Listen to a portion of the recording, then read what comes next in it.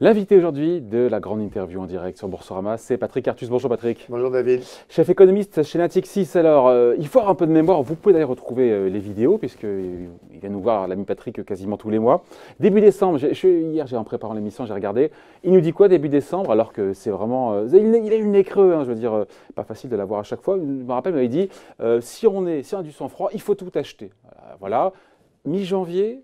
Vous venez, alors que ça commence à remonter, le CAC 40 est encore sous-évalué de 20-25%. Depuis maintenant, voilà, on a pris quasiment 10% en ligne droite. Il faut toujours acheter les yeux fermés le CAC 40 à 5200 points parce que, pardon, c'est quand même très rapide, 10% de hausse en même pas 8 semaines. Oui, mais il y avait une complète anomalie. Je crois que je parle à beaucoup d'investisseurs, il y a une difficulté à comprendre, et c'est ce que nous évoquions déjà ensemble l'année dernière, hein.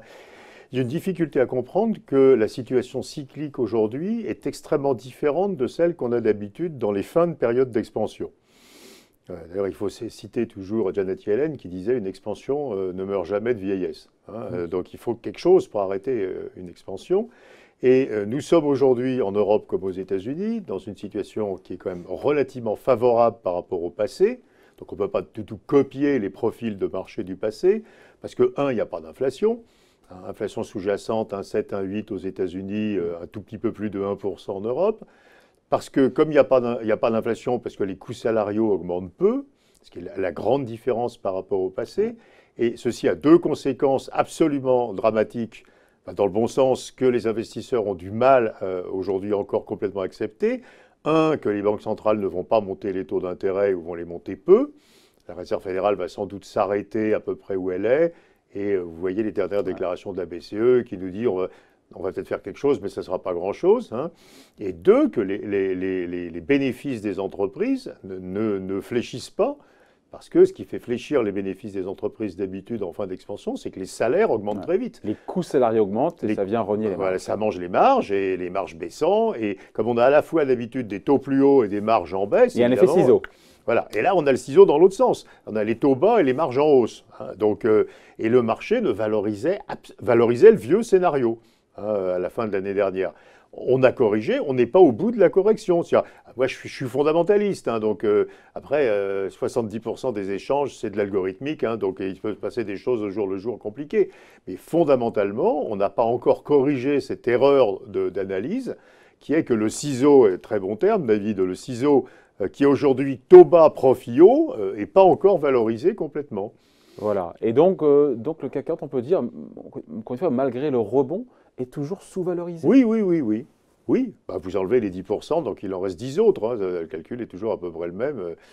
Oui, il y a toujours une sous-valorisation. Il y a toujours une sous-valorisation des marchés d'obligations d'entreprise. Il faut regarder aussi le marché du crédit, qui est très intéressant. Les spreads de crédit ont un peu corrigé, moins d'ailleurs en Europe qu'aux États-Unis, mais sont toujours trop larges. On avait l'ouverture des primes de risque sur les dettes des entreprises au moment où les taux de défaut des entreprises baissaient et où les ratings des entreprises s'amélioraient.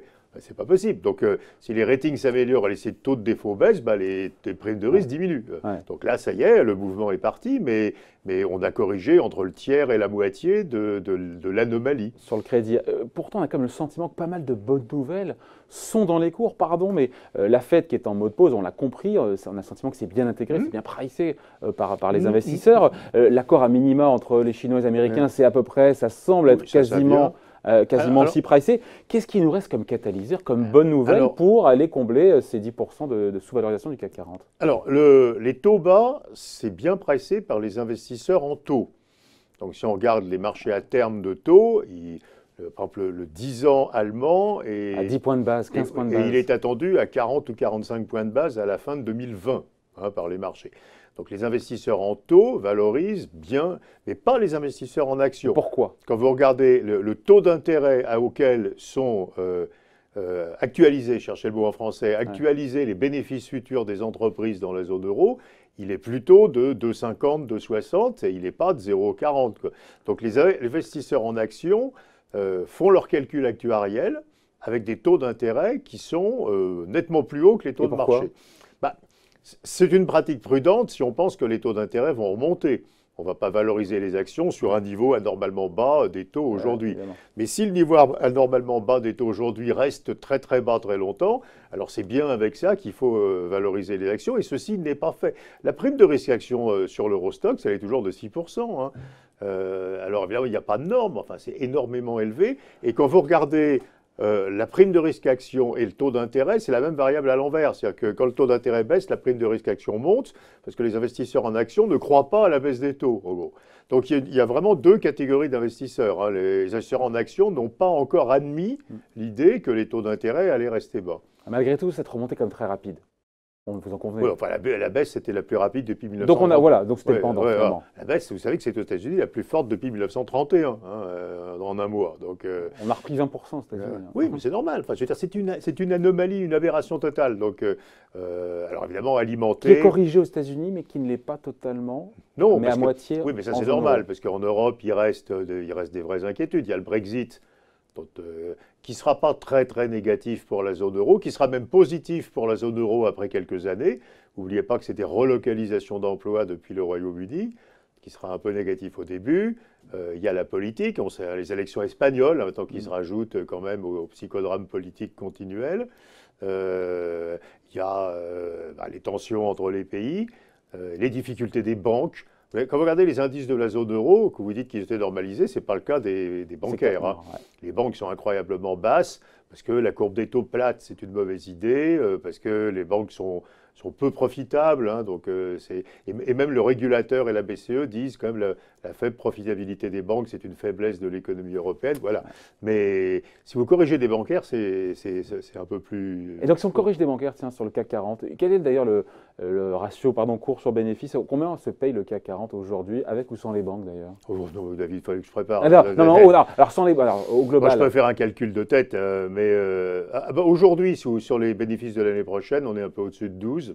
Oui, donc on se dit que c'est pas super cher. C'est pas cher. Hein. Ouais, la moyenne, c'est quoi? Parce que c'est 14. La moyenne historique, c'est 14. Oui. Ouais. Après, on a vu quand même beaucoup de révisions à la baisse, Patrick. Mais les banques, c'est 5-6. Hein. Ouais, en termes de PER, à la casse, comme on dit. Hein.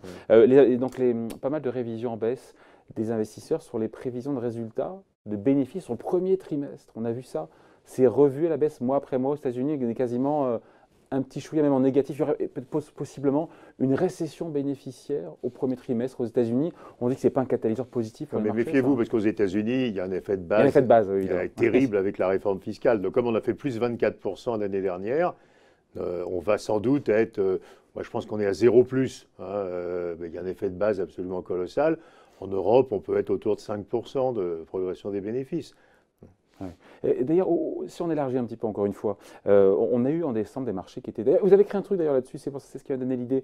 On a eu des marchés comme dépressifs voilà, en décembre. Maintenant, on passe d'une phase d'euphorie. On est un peu dans l'euphorie depuis le début de l'année. Est-ce que cette cyclotimie quand même des investisseurs, est-ce qu'elle pose question? Après, vous me direz, c'est normal, après ce revirement de la Fed, personne n'imaginait qu'en un mois, la Fed se déjugerait. Mais le problème, si vous voulez, je reviens à mon point d'avant, nous avons une économie qui ne marche absolument plus comme avant. Et ça crée une perturbation, une incertitude importante. Avant, c'était quand même relativement simple. Hein. Quand on arrivait avec des taux de chômage bas, il y avait de l'inflation, les banques centrales montaient les taux, les salaires augmentaient, les profits baissaient, on démarrait un cycle du crédit, le marché action reculait. Enfin, c'était pas très facile, difficile. Donc on passait des cycliques aux défensives. Enfin voilà, on avait une façon de gérer le cycle qui était bien connue. C'était bon. Et là, ça marche. Il n'y a plus rien de tout ça qui marche. Il n'y a plus d'inflation. Tous les ans, on parle de la fin du cycle américain. Et tous les ans, le cycle américain, il est prolongé, notamment par la politique. Alors, ça va ralentir pour une raison, mais qui est du côté de l'offre. Hein, un jour, on va bien voir ralentir. Oui, tous les mois, on repousse d'un mois, mais ça va se produire. On va bien voir ralentir les créations d'emplois. Pour l'instant, on a 300 000 sur le mois de janvier. Oui, mais enfin, je veux dire, tous les indicateurs nous disent qu'on est quand même marché de l'emploi américain. Tout le monde explique qu'on ne peut pas recruter, quoi. Donc on va bien arriver à un moment à avoir un effet de ces difficultés de recrutement. Mais du côté de la demande, finalement, l'économie américaine, l'investissement des entreprises va assez bien. Ils n'ont pas le problème voiture qu'ont la plupart des grands pays, en tout cas ils l'ont beaucoup moins. C'est-à-dire, problème voiture l'effondrement du marché de l'automobile en Europe, en Chine, etc., au Japon. Il n'est pas florissant aux États-Unis non plus. Hein. Oui, mais enfin, c'est pas la même chose, c'est beaucoup moins violent. Hein. Ils ont un secteur d'immobilier dont on croyait qu'il allait mal, et puis bon, il a un peu baissé, maintenant il est à peu près stabilisé. Ils ont un investissement des entreprises qui continue à progresser, des salaires qui augmentent à 3%, mais enfin, je veux dire, ça donne du pouvoir d'achat aux salariés, et une politique budgétaire ultra expansionniste, hein, qu'il ne faut pas oublier, plus le secteur minier, hein, qui quand même génère de l'emploi minier, c'est essentiellement le pétrole, le gaz, etc. C'est dur aujourd'hui d'être négatif sur les États-Unis. Je regardais ce matin tous les bouts du crédit, parce qu'effectivement, ce qu'on surveille attentivement, c'est ce qui pourrait partir une crise financière d'un gros problème de solvabilité d'une certaine catégorie d'emprunteurs. Le seul morceau un peu ennuyeux, c'est les crédits auto. Ouais, on a vu la fête de mémoire de New York qui a pointé du doigt. Alors, j'ai plus les chiffres en tête, mais comme quoi on était au plus haut depuis quasiment 10 ans en termes de retard. Oui, dans les paiements des intérêts sur les cartes de crédit. Non, carte de crédit, pardon, pas sur du les tout. crédits auto, pardon. Non, carte de crédit, c'est très très bas. Sur les crédits auto, les crédits immobiliers, c'est très très bas. Les leverage loans dont tout le monde parle, c'est très très bas. Les crédits auto, c'est 1200 milliards d'euros. C'est les crédits auto. De dollars. Et il y a un peu plus de 4% de taux de défaut et ça a monté. Hein. Donc, bon, c'est pas très gros. Les titrisations aujourd'hui sont simples. Enfin, donc on a du mal à croire que le crédit auto va créer un problème majeur de croissance aux États-Unis. Donc, si vous voulez, on est plutôt dans un scénario. Alors, c'est un scénario, c'est assez amusant. Le scénario de soft landing dont tout le monde parle tout le temps, qui est que l'économie se pose sur une croissance raisonnable de long terme au lieu de partir en récession. Moi, je pense que c'est ça qui va se passer. Il faut admettre avec humilité que ça ne s'est jamais produit. Hein. Chaque fois qu'on a été à 4% de chômage, on a fait une récession. Donc on n'a jamais eu le soft landing. Mais et pourquoi est-ce qu'on l'aurait ce coup-là? Parce que les taux d'intérêt ne montent pas, que les profits ne baissent pas, qu'il n'y a pas de catégorie d'Américains avec des gros problèmes de solvabilité, qu'on n'ait pas passé une politique budgétaire restrictive, etc.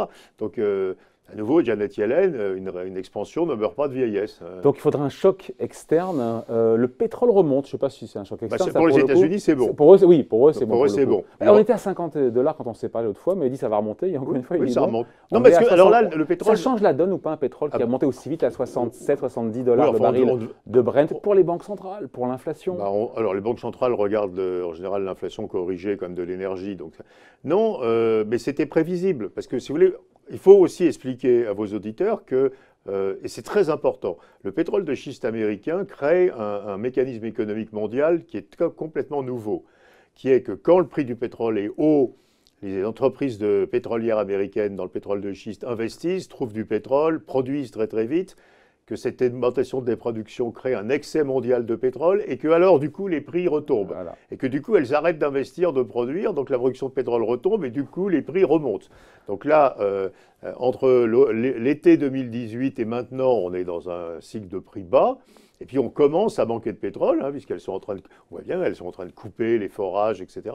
Donc le prix gentiment va remonter avec un pic probablement vers le milieu de 2020. Hein. Ouais. Alors, il reste quelques instants à passer ensemble, Patrick. J'aimerais revenir sur l'actualité française et puis surtout sur ce grand débat, parce que j'ai vu cette chronique dans Le Point que vous avez sortie, que je trouvais assez amusante, sur ces chiffres qui ne devraient pas faire débat dans le cadre du grand débat. On n'est pas parti sur de bonnes bases, selon vous, en matière économique, évidemment. Un débat entre... Alors, je parle des débats, je parle de la partie économique évidemment. Du débat. Un débat sur l'économie commence à être extraordinairement désorganisé si on n'admet pas tous les bons chiffres. Donc, je me retrouve, moi, dans des débats d'économistes où quand je dis que les salaires en France ont augmenté plus vite que la productivité, des économistes lèvent la main en disant « c'est pas vrai ». Donc, effectivement, c'est très grave, je trouve, hein, puisqu'il n'y aura plus aucun débat en économie sur ce pays si on ne se met pas d'accord, au moins, sur l'instrument de mesure. Parce qu'on n'est pas aux États-Unis en France, c'est ça? Parce que, oui, mais enfin, je veux dire, prétendre que... Enfin, il y a un institut qui s'appelle l'INSEE, auquel j'ai travaillé quand j'étais petit, qu'on ne peut pas accuser de biais réactionnaire, hein, ni de collusion avec le grand capital, et qui fait formidablement bien son travail. Donc, quand l'INSEE dit les salaires augmentent plus vite que la productivité, les salaires augmentent plus vite que la productivité. On peut parler. Donc, ça veut dire que la valeur ajoutée, comme on dit, ne se déforme pas au détriment des salariés. On peut parler des impôts, de la pression fiscale, etc. Enfin, je veux dire, il faut qu'on se mette d'accord si on veut travailler. C'était l'idée du Conseil d'analyse économique à sa création par Lionel Jospin, qu'on allait prendre des économistes de droite, de gauche et du milieu, et qu'ils allaient faire des diagnostics communs et qu'ensuite ils ne seraient pas d'accord sur les solutions, mais qu'au moins on ferait des diagnostics communs. Ouais. Ce qui continue à être le cas. Si vous lisez les rapports du Conseil qui est présidé par Philippe Martin maintenant, il y a des diagnostics communs entre économistes qui n'ont pas du tout les mêmes vues après sur les solutions. Mais si on commence à dire non, ce n'est pas les vrais chiffres, c'est pas vrai, les salaires n'augmentent pas, les statistiques sont fausses. Pas ils n'augmentent pas, mais qu'ils augmentent moins vite que la productivité. Mais ce n'est pas vrai, ils augmentent plus vite. Donc il faut absolument s'imposer la discipline. Disons de croire l'INSEE, enfin du cas de travailler avec les vrais chiffres, parce que sinon on va vraiment raconter n'importe quoi. Notamment sur les inégalités, après redistribution, qui n'ont pas augmenté en France, malgré tout ce qu'on entend. Oui, parce que la redistribution est tout à fait considérable. C'est un mélange d'impôts, de prestations sociales, etc. Alors après, on peut toujours améliorer les instruments, mais enfin, les inégalités après redistribution. J'ai les chiffres en tête, je crois que c'est 10% les plus riches par rapport aux 10% les plus pauvres. Avant redistribution, il y a un écart de 1 à 22, qu'on passe de à 1 à 6. Donc, moi, je regarde les indices de Gini, mais enfin, ça raconte la même histoire. C'est le niveau d'inégalité le plus bas de l'OCDE, et il a à peine bougé, disons. De même, quand vous prenez la variable qui a été popularisée par Thomas Piketty, qui est la part du revenu pris par le 1% des plus riches, c'est 8% en France depuis 30 ans. Et aux États-Unis, c'est 23, par exemple. Et donc, on a des inégalités qui sont faibles et stables. Alors, vous allumez votre télévision, je ne vais pas dire ça dans une chaîne comme ça, mais en général, le débat d'économistes commence par tout le monde sait que les inégalités ont explosé dans ce pays. C'est pas possible de débattre. En tout cas, le ressenti, c'est peut-être le ressenti. Oui, mais c'est pas vrai. C'est comme la météo avec la température et le ressenti. Mais notre métier d'économiste, c'est dire que c'est pas vrai. Et le métier des journalistes économistes, quand ils entendent ça, c'est de dire que c'est pas vrai, quoi. Il y en a pas beaucoup qui le font. Et donc il faut dire que c'est pas vrai. Ou alors qu'on montre que l'instrument de mesure est faux. Mais l'instrument de mesure, il est internationalement toponné. Puis à nouveau, l'INSEE, c'est une institution très indiscutable. Elle est au service du grand capital. Donc voilà, il faut partir des vraies choses. Sinon, on n'arrivera à rien. Puisqu'on parle du grand capital, on finit là-dessus. Sur le poids des dividendes, on entend partout les dividendes, ils explosent en France, c'est au détriment de l'investissement, au détriment des salaires. Là aussi, on est bien documenté. C'est complètement faux. Alors, il y a des trucs techniques, je ne peux pas faire ça à l'antenne. Il faut prendre des dividendes des entreprises non financières. Sinon, techniquement, si vous prenez les financières, vous avez les holdings, et donc vous comptez 2 fois des dividendes. Quand vous prenez les entreprises non financières, le taux de dividende par rapport au PIB, depuis 12 ans, baisse continuellement. Et alors, il n'est pas tout à fait revenu au niveau plus bas, qui était le niveau du milieu des années 90 après la récession, mais il s'en rapproche. Donc, ça a monté dans les années 90 jusqu'à 2006-2007, puis là, ça baisse. Et on est à un niveau qui est assez bas, et en tout cas, ça baisse continuellement. Dans la tête des gens, le CAC 40, c'est tous les ans des profits et des dividendes un peu plus élevés, et donc des dividendes plus élevés. Mais troisième vérité à redresser, il faut quand même comprendre que le CAC 40, ce n'est pas la France. Le CAC 40 a 80%, son chiffre d'affaires qui est fait à l'étranger. Et plus que ça. Donc quand on parle du CAC 40, on parle du monde. Alors les calculs, évidemment, des petits malins, c'est de rapporter les profits de cette société du CAC 40 dans le monde, de les comparer à ses impôts en France, quoi. Même si cette société n'a aucune activité en France qui arrive. Donc évidemment, parce qu'intellectuellement, il est un peu border. Donc voilà, donc je dis attention, je dis à mes camarades économistes, participez à ce travail de dire que voilà quels sont les chiffres, quoi. Et je dis aux journalistes économistes, quand vous entendez une contre-vérité claire par rapport à une série officielle, il ne s'agit pas d'une série officielle, quoi, tamponnée par un institut statistique indépendant, dites que ce chiffre n'est pas vrai, quoi. C'est pour ça qu'on aime bien avoir Patrick Artus dans l'émission tous les mois, sauf quand il est malade, évidemment. Il était malade lundi, et là il est en forme. Oui, j'ai lu un article sur l'hausse des dividendes et ça m'a épuisé. Allez, merci donc. Patrick Artus, qui est donc l'invité de la grande interview en direct sur Boursorama. Merci Patrick. Merci.